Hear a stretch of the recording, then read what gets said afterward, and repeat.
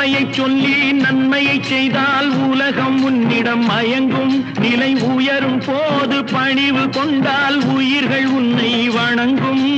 உண்மை என்பது அன்பாகும், பெரும் பணிவு என்பதும் பண்பாகும்.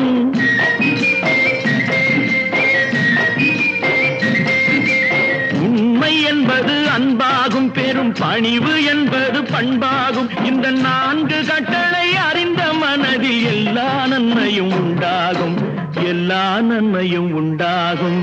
6 மனமே 6, அந்த ஆண்டவன் கட்டளை 6.